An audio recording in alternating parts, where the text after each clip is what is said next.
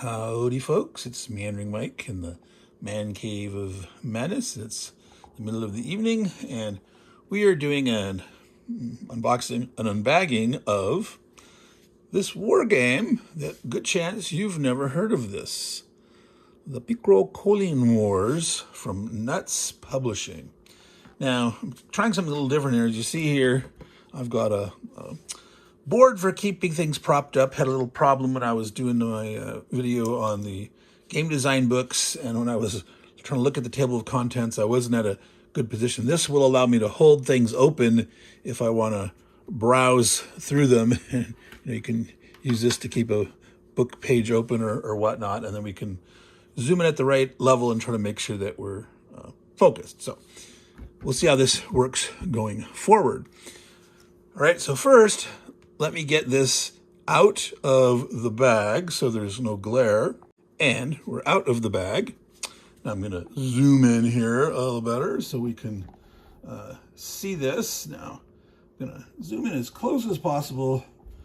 I'm going to read this little bit here. This is a quote.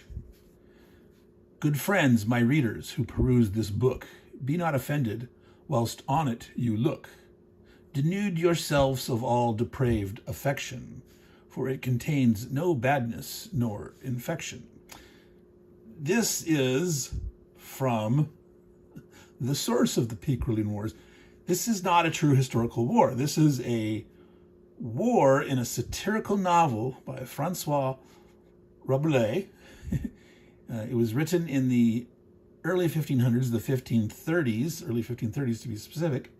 And Francois Rabelais wrote a pentalogy of books. The first was Pantagruel, and he went back and decided to write a prequel, in a sense, and write the story of Pantagruel's father, Gargantua.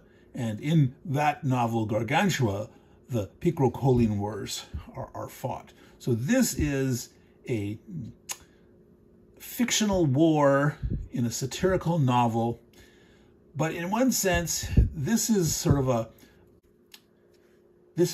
precursor of sorts to the French wars of religion that were fought in the 1560s. So there are some themes and ideas in this that sort of foreshadow some of the issues building up to that French war of religion. We're not going to talk too much more about Francois Rabelais or the books, other than you should know that Pantagruel and Gargantua are both giants, okay, literal giants, like fee fi fo fum. And the term gargantuan, which means enormous, comes from this story and the character of Gargantua. Gargantua is the father of Pantagruel. And in this Picrocholine Wars, in the book Gargantua, there's a King Picrochole, that's what they call it, the Picrocholine Wars. Picrochole of Lerne attacks Grandgousier, which is the father of Gargantua. And Gargantua is sent by his father to lead the army to go fight against King Picrochole in this war. All right? Now, a little more background that I said I was going to do a little more, and this will be the last bit. Picrochole comes from Picros, the Greek meaning bitter, and chole, the Greek for bile. So bitter bile. And Picrocholine as an adjective is basically describing something like a dark and acerbic moods, and or at least Picrochole, King Picrochole was noted for that, and Picrocholine as an adjective referring to a war or a battle or an endeavor has to do with an absurd conflict with futile motives. So terms from these stories have been introduced into our language. Okay, so let's dig in more to the games. All that background is probably more than many of you want to know, but it's sort of the equivalent of a little history lesson. It's a literature lesson and history. So this game is in English and in French. I'm going to zoom back out a little bit here. All right. So it's a small format, like half size, like a 8.5 by 11 folded in half. The first part of this is in English, and it's a flip book. You flip it over, it's in French. Or you could say the first part's French and you flip it over to get the English on the back. Well, Nets Publishing is a French company after all, but me being English and an English consumer, I will say I'm starting on the front here, the English part, and looking through. So it's not very big. It's 8, half pages of rules here. Of course, then there's another 8 of the French. So that's it's 2 columns. It is kind of a small font, but it is quite readable. It's a nice serif. They do have the stylized font for the event headings, but those are readable enough because you're not having to read everything that font. I really do not like rule books or the publisher. It's enough here. I was stumbling a little bit when I was reading this the first time because this is all in this kind of stylized font. So that's okay, but this is a little small but readable. Enough margin and gutter and all that. So relatively short-ish rules. All right, and then we have a map here. Now, I'm not going to look in detail. We might come back a little bit on that. We have counters. We have a map. Let's go ahead and look at the map first. All right, now in this case, I'm going to go ahead and use these to hold this in place. Now, I would normally, when I'm going to play this, I'm going to push in a little bit, zoom to look at some of this information here. I usually backfold a map once through. This is kind of a, it's paper, but it's kind of like, feels like a vinyl type paper, like a coated paper. A small water, dribble on or something, you could probably wipe off real quick and it wouldn't get your typical water stain problems, but I wouldn't say that it's waterproof or anything like that. So, La Guerre Picrocholine, so, excuse me, the Picrocholine Wars, or the War of the Piccolines, adapted from Gargantua by Francois Rabelais, and that's from Nuts Publishing. All right, now I'm going to look here to the side at the, in this case I'm going to move this out of the way. I'm going to zoom in a little better here. Yes, boom.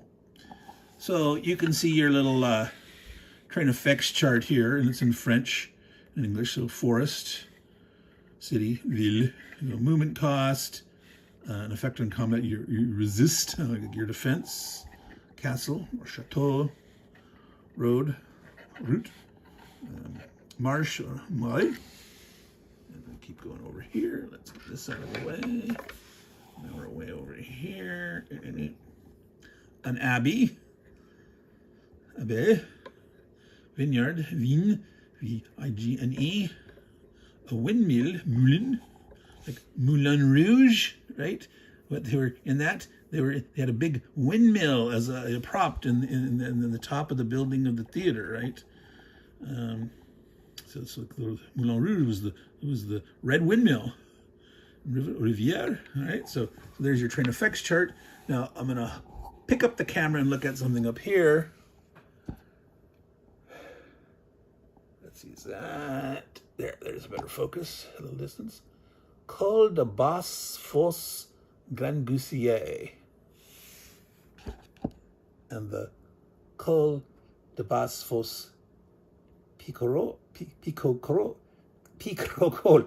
Now, that's the jail of each. Now, this literally means Col de Basse-Fosse means the bottom, low bottom pit, or is like the dungeon, the jail. but like they're describing like the bottom of the castle, or you know, where they throw you in the dungeon, the low bottom point of. So that's just a little interesting aside there. I'm going to zoom back out to the middle, and then just take a look at this map here. So obviously we have forests. Here's an abbey. Here's Lerne. Okay, so this is where King Picrochole is coming from. There is Grandgousier. Looks like farmland. But that's where it's named after the giant that lives there and his son Gargantua. The chateau. That's a parallely. I can't say that's a P for certain or not, or a D. Another chateau. So nice, simple map. Nice sort of period looking. There goes my pointer, my little chopstick. All right. So let's go ahead and leave that up and pull the counters out. All right, and I'll tilt. Oops, sorry about that. And then zoom in more and start to look at the top down. Now, one thing to note about these, can I find my pointer real quick? Be back. Note that these are right side up. These are upside down. Right side up, upside down. Now, this color, this kind of golden brown with kind of a yellowish khaki tan, there's enough contrast here I can read this relatively easy. You know, there's numbers here, 3 on the side. Sometimes there's an extra number here. I do not know what that means at this point. There's shields. So I don't know if that's some kind of a defense strength, or you know, the resistance like we saw in the current effects chart, or maybe you know, stacking steps, something. I'm going to flip this upside down so we can see those leaders, and I'm going to have to tilt down so we can actually read what we were looking at before. So here we have Gargantua. All right. Eudaimon, which from the Greek, eudaimonia is like happiness. Frère Jean, so I guess he's a brother, a friar. And gymnaste.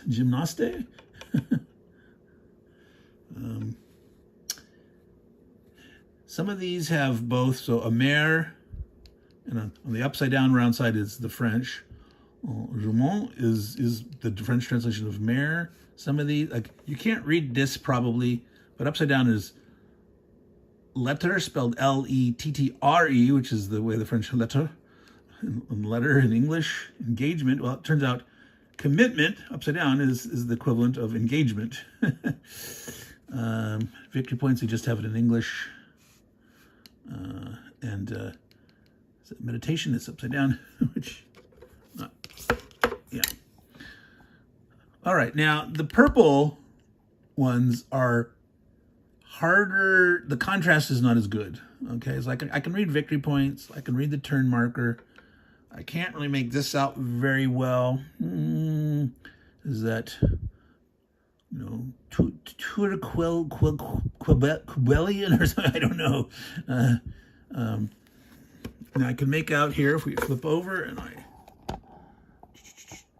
relocate here. There's Picrochole, King Picrochole. This looks like Engoulement, or is it a V? Engoulement.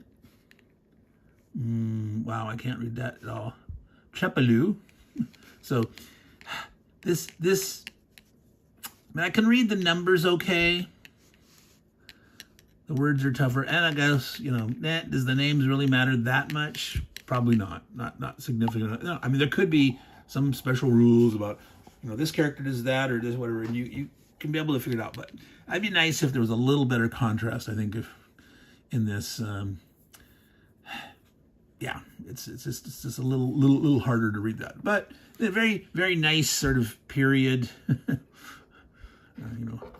Nice late medieval France, 1500s. I get that feel. All right, so there's the counters for the Picrocholine Wars. We saw the map. All right, we took a high-level look, so I'm going to browse a little more quickly through this here. And in this case, we're going to do our zoom in and come back out. And then since we'll adjust up or down depending on what we're looking at, or maybe zoom out. But that's what, let's see, these are for. You could position these to hold the thing open. All right, and so now I could point at, for example, the sequence of play. And in this case, that should actually stay focused, and you should be able to see that. Not great. Events phase, starting on turn 2, so there is no events phase the first turn. The Picrochole Kingdom movement phase, and their combat phase, the Grandgousier movement and combat phase. Mutual reorganization, starting on turn 2, not on turn 1. And then the Gargantuan phase. So there's a separate, Gargantua, again, is the son of Grandgousier. He's the head of the army, but he's got a separate phase, interestingly enough. Okay, so they then go and talk about events. There's a, let me come back over and zoom out a little bit more. There we go. So we've got separate events tables for the Picrocholine Kingdom and the Grandgousier Kingdom. And you roll 2 dice using it as a 1, a tens, a base 6 tens, and a ones digit. So, so you don't add them together. You go, 1 and 1 to 3, 1 to 4, 2, etc. And so there's those. Then you have a movement. Let's see here. We didn't take a quick peek over here, and we're going to do that now. Let's go back over to here.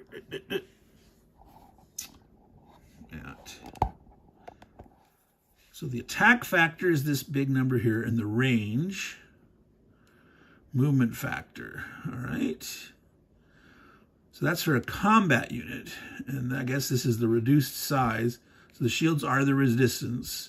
So wow, they lost, movement. They didn't lose any range. Their attack factor went down. The resistance went down on the flip side. We didn't actually look at the counter sheets on the back, but there they are. You see the cross, showing that they're wounded, they're damaged. The sign of needing healing. Universal. I don't know how actual universal it is, but there you go. It's not the Red Cross, but in this case, it's the yellow tan cross or the lavender cross. Now, interestingly, on the leaders, the movement factors here, and we don't know what this number is. And we had seen that some of these guys had a second number. Make sure I'm trying to get in here. Okay, so these are cannons, nates. So this would be, I guess, in place, and if they limber up so they can't shoot, maybe you can relocate them. Not sure. Let's see, here's some other ones that have a 4 but a 6. Does that like he's carrying a rippy or a pistol? Like, is it pike and shot? Well, we don't see that here, and I'm not going to go into digging into reading that. If we find it, we find it easily and graphically. All right, so I'm going to zoom out a little bit here. They talk about issues with movement, reduced movement, road movement, crossing rivers, just certainly issues here. Interesting that they keep this spelling of example. This is the English rules, but the subtitle, Exemple de mouvement. They kept the French title here for this section. And over here we have a example of combat.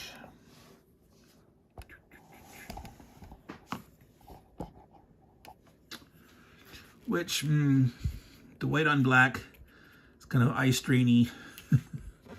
But they give an example here of the details, the combat phase, range, line of sight. So all the typical wargamey hex encounter, I go, you go, the Gargantua phase. Let's see here, I'm gonna pop down to there. A game concerning Rabelais must include a bit of excessiveness. This phase contributes to add some uncertainty to the game while transcribing in game terms the memorable events of the novel. During this phase, oh, yeah, I gotta scroll up, you can't see that. The Grandgousier Kingdom player must choose one of the following two. Either roll the die 6. Wow, roll a die 6 and consult the corresponds to the game phase, which must be played again immediately. Oh my goodness. That's some chaos. Wow. Or, one of two options, choose a novel marker amongst those available, and then we'll be able to play this marker by the following instructions giving in Annex 2. Okay, so there's like, different than those random events, there's these novel markers. That's going to be interesting. See, I'm curious about that. Interesting enough, right here on the very next page starts Annex 1. Leaders and their special descriptions. There's all these special rules about all these leaders. So Gargantua, I'm going to zoom out a little more so you can see this. All this is about Gargantua. Frère Jean, Brother Jean has some rules. Gymnaste, not sure exactly. Picrochole. Okay, this is Quedion. I'm not sure in the double L in French is you pronounce the L's as a y or not. Okay, Appendix 2, Annex 2, actually not Appendix, Annex. Novel markers. A letter from Grandgousier to Gargantua.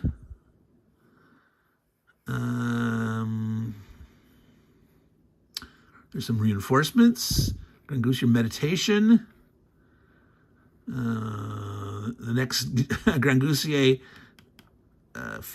combat phase is canceled. And Gargantua can't move because he's meditating. The Grandgousier, they're doing a pause, a rest. Gargantua engaged. Now by engaged, did we engage to be married or that I'm not familiar. I've not read the novels. I have a copy somewhere in hardback of the first two. It's called Gargantua and Pantagruel. Gargantua's mare. So something with his horse happens. And pilgrims. Right. So there's some flavor. There's a scenario. And so we go back and take a quick peek at those events to get an idea. Gambit. The defense value of a hex is not added to the resistance. Bad weather. Double terrain costs. Picrochole's anger. He adds plus 2 to his reinforcements die roll. Deceit. The Grandgousier player cannot move. Breakout. The captured leader escapes from the jail. Treachery. Grandgousier combat phases are reinforcements. 2 limited troops. Challenge. The PK player must immediately eat a dish of bloody offal or give 1 victory point to his opponent.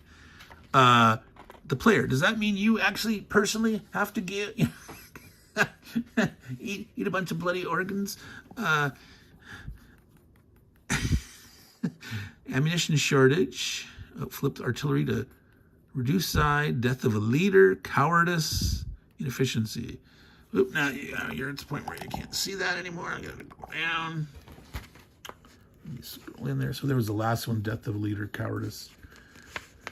So some of these are similar. Gambit, Bad Weather, just pointing the other direction. Cannonball Rain. Wow. The troops adjacent to Gargantua are flipped on the reduced side. Cannonballs come raining down all around him.